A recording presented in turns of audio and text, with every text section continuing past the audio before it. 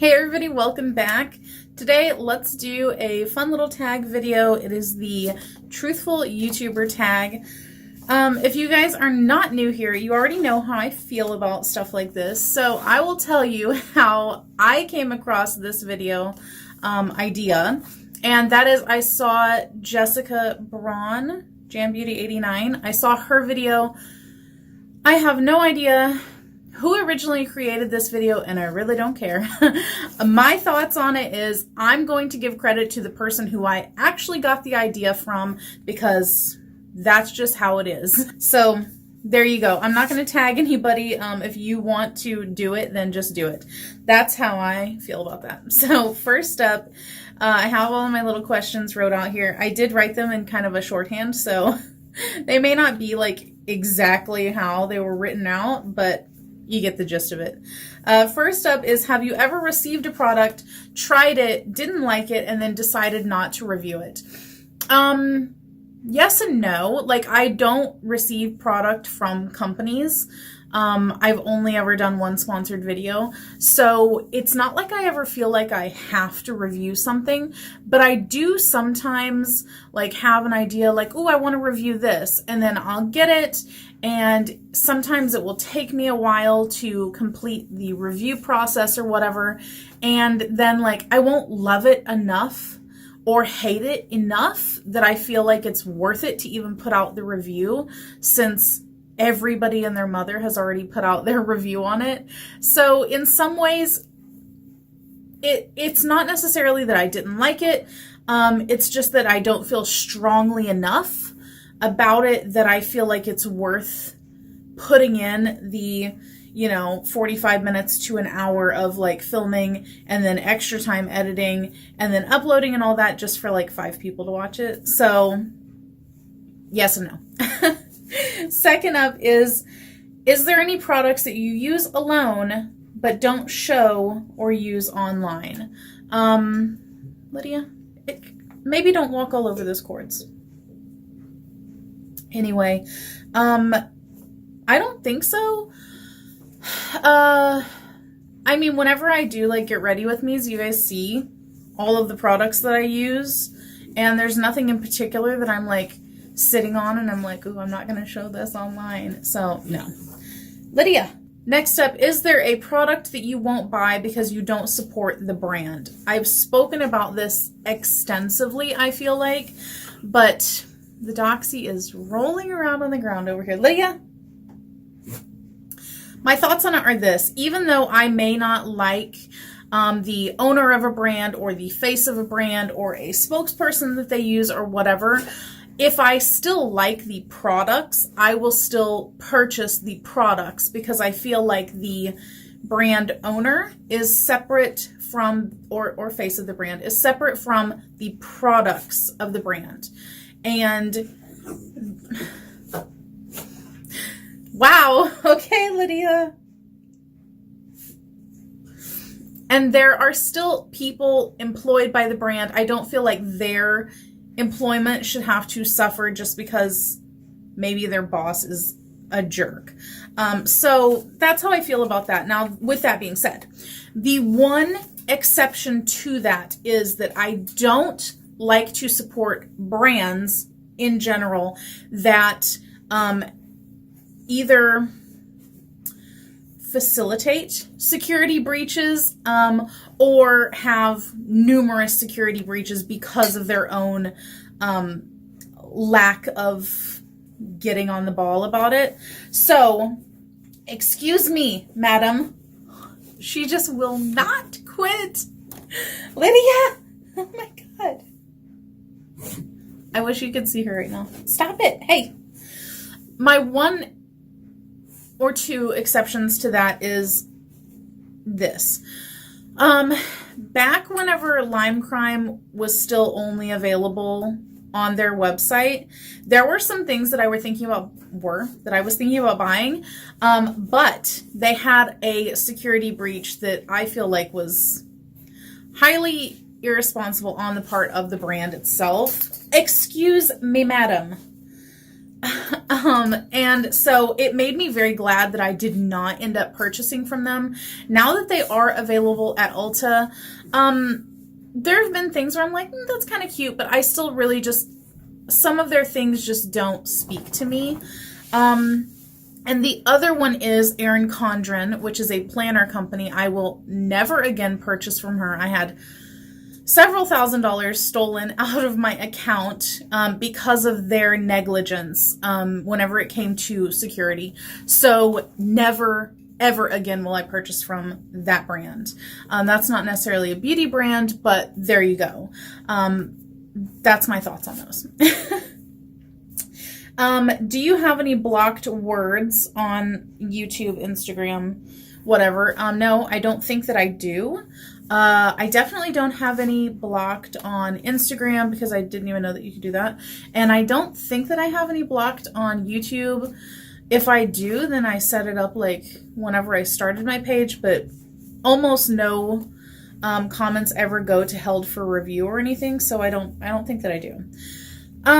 Do you delete comments? Absolutely. Because some people are just true gems. Let me just give you an example. This was a kind of recent one. So I did a video or a couple videos on repurposing old lipstick tubes, and they were like YSL and Dior. So it was like nice packaging that I just wanted to have a better use for because I did not like the lipsticks anymore and one of them went bad. Can you get out of that box?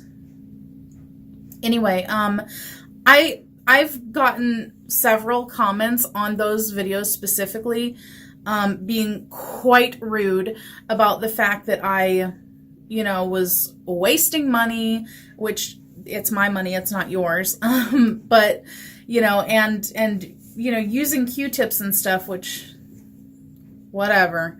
But the straw that broke my back on that one was I got a death threat over my use of Q-tips because they said that I was slowly killing the planet with my negligence and that I should go and do the same to myself because how dare I use so many Q-tips? And I was like, you know what? Delete, block, bye. I don't have time for that kind of crap. Like, listen, if you're the type of person that will leave a comment that is that ridiculous, because it doesn't even make me mad. I'm just like, wow, you're like hella ignorant. So, delete, block, that's it. I will never hear from you again. So that's how I feel about that. I feel like a lot of people are like, oh, she deletes comments. Or, not saying that about me, but other YouTubers, people will be like, oh, she deletes comments. This is shady, blah, blah, blah. Listen, whenever you are a content creator, you get to choose what content goes up on your channel, and that includes the comments that I allow to be up on my channel. If you're just saying constructive criticism, that's fine. If you have a catty little comment, most of the time, that's fine. I'm not going to respond to you, but say your piece, girl, and keep it moving. But whenever you start making threats or accusations, I had one video that for the longest time, I got several death threats over a lipstick and stuff like this, and it's just, I'm not going to tolerate that. So I have zero shame in deleting those comments. And the next question is, do you block people? Absolutely. And it's usually if I get to the point where I'm going to delete your comment, I'm also going to block you because you're just that kind of person. And I don't feel bad about that at all.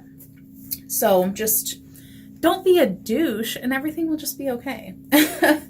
She finally left the room, so I think I can probably finish the rest of this without her interruptions. Have you ever lied about a product to stay on good terms with the brand? No. Like I said, I've only done one sponsored video. I gave my, accurate thoughts on the products in the video. I gave pros and cons for all of them, so no, I really don't feel the need to. I guess this would apply more to people that do get a lot of PR and that feel the need to keep that rolling in. Have you ever shed like a goat? Have you ever initially liked a product, then changed your mind and didn't let people know? Yeah, I'm sure that I have. I can't think of any offhand, but typically If I like or dislike a product and then I end up changing my mind about it, if I don't say it on YouTube, I'm usually saying it on like Snapchat or Instagram or something like that. So if you don't follow me on those places, what are you doing with your life? Because I mean, I feel like, why would I make a whole video just saying, hey, I changed my mind about this? I don't see the point in that.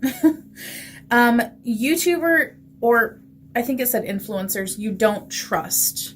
I don't follow people that I don't really trust, but I don't always take their recommendations because we either have different skin types, different preferences, whatever it is.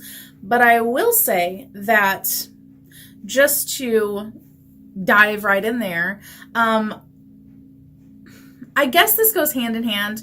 I'm going to tell you YouTubers or creators, influencers that I don't like. And I guess that would go hand in hand with me not trusting them, but I don't necessarily not like them because of trust issues. I just don't like their personality or them in general. So Manny MUA, not a fan. Laura Lee, not a fan. Who else? Ooh. I used to follow and used to really enjoy Cassie from Thrift Thick, and I had to just walk away after a while because I just didn't really like the direction that her like attitude was going. But you know, I'm sure people feel the same about me, so there you go. Who else? It's so hard to think like on the spot because I really just, I wrote these down like 5 seconds ago and just was like, let me do this. I'm trying to think of people that I like see in my recommended and I'm like, oh no, I'm not gonna watch them. There's a lot of YouTubers that I feel like are like big YouTubers that I don't watch. You know what? Here's somebody that I do. Okay, here we go. Here's somebody that I do follow. I don't watch all of her videos, but I do sometimes enjoy watching her specifically for like tutorial type of stuff because she also has like hooded eyes and stuff, or, you know, kind of like, yeah, I guess they're hooded, but Nikki Tutorials, I think that she's really sweet and nice, and I don't feel like that she deserves some of the hate that she gets, but I don't necessarily feel like all of her thoughts on products are the most genuine. I'm not going to say that she flat out lies, but I think that sometimes she really tries to make things look as good as possible, even if maybe if you bought it, it wouldn't look that great. So that's one person maybe that I don't necessarily trust fully, but I do still like her. I enjoy her. So there's one. YouTubers or influencers that you trust the most. Here's how I feel about that, because I think a lot of people assume that like smaller YouTubers are like always more trustworthy. I don't feel like that. And I say that as a smaller YouTuber. I think a lot of smaller YouTubers feel this immense pressure to get on PR lists or get in good with brands. And from seeing the offers that I get sometimes and seeing how kind of like shady they are, and then knowing that other people are accepting those offers, I feel like they're not always the most truthful or trustworthy people. So there are smaller creators that I like, and there are super big creators that I like. I feel like Nakia Joy is someone that I really trust her opinion on things. I don't always feel like whenever she like reviews a foundation or something, I kind of feel like sometimes like, oh, I don't really like the way that looks, but she's okay with how it looks on her skin. So I get why she gives it a certain review. But overall, I feel like she's really like above board and just says if she doesn't or does like something, whatever, does not, whatever. I do really like Jam Beauty 89, Jessica. I feel like she's very trustworthy. Who else? Man, I'm blanking on her name. Wow. LeslieHere.com. Oh, wow. Just came to me. I can't remember if it's just Leslie here on YouTube, but I like her foundation reviews. I've been watching those for quite a while, and she also has like oily skin and stuff, so that's very helpful. I like the Taylor. Although she does have a different skin type than me now, I still like her reviews for things. Oh, also, I really like Jeffree Star. I trust his reviews. I can hear the dislikes already. That is all for those. Let's see. Secret tips you don't show on camera. Secret tips for like application or product usage that you don't show on camera. I feel like there's no like secret sauce to the making of my face or anything, but one thing that I was thinking of as I was getting ready is, you see how my hair has just like fallen throughout the video? I am constantly, whenever I'm filming, I have to like go like this to fluff my hair back up, because it literally just, it doesn't do anything. It won't hold a curl. It won't hold like, you know, any sort of style or anything. And this is basically pumped full of dry shampoo right before I film, just to give it a little bit of volume. So there's that. Have you ever showed one product but used another? No. I did hear, though, I think in Jessica's video, that somebody did that, which is hilarious. Have you ever not disclosed a sponsorship? No. Have you ever had a bad interaction with a brand? I wouldn't necessarily say that it was bad, but it did kind of make me go like, well, WTF. So I got an offer email probably like 6 or 7 months ago at this point, and it was from Ana Luisa Jewelry. I'm sure you guys have seen several influencers like touting their products and stuff. It's cute jewelry, but like, you guys see me all the time. Like, I'm very minimal with my jewelry. I wear a few rings. I wear my necklace from my husband, and I've only just now gotten back into wearing some earrings. My necklace never changes. I always wear that. My rings never change. I always wear those. So really the earrings are the only things that are ever like changing nowadays. So it just didn't fit, you know, like it wasn't something that I was interested in saying, hey, everybody go out and buy this stuff. And here's the thing. Whenever I get an offer that just says, hey, we saw your channel, and then they insert your channel link, we really like your content, blah, blah, blah. And I'm like, okay, you're literally sending this to like 500,000 people. You know, like, it's not personalized to me. I am a lot less likely to even read those emails, because I know that it's just like, they're just spamming everybody that they can, which I get it. People do that. You know, that's how you get influencers to come aboard. But, so I rarely even look at those. But, I read down, because I was like, I've actually heard of these people, because a lot of the things I've never even heard of before. And whenever I read the offer, which was kind of hilarious, I was like, yeah, no. So I didn't bother to even respond, because I'm like, well, they didn't even address it to me. They were just like, copy, paste, copy, paste. So a couple weeks went by, and I got another email that was like, just following up with you. And it was, again, copy, paste. And I was like, screw it, I'm not going to respond to this. And then I got another email that was very like perfunctory. And it was like, what is keeping this from moving forward? And I was like, say what? So then I got kind of like annoyed, because I'm like, you're not even addressing me personally. And then you're like annoyed that I'm not responding to you. Like, okay. So I just responded and said, I'm not interested. I was just like, okay, what is keeping this from moving forward? I don't know. Maybe your lack of like, you know, addressing me personally. Maybe that. Maybe it's your freaking attitude. I don't know. It turned me off, and it made me not even want to like purchase from and or deal with the brand at all. Okay, we just have a few, no, two more. Have you ever bandwagoned with others' thoughts on a product? I'm sure that I have, but I feel like it happens more often that I go the opposite.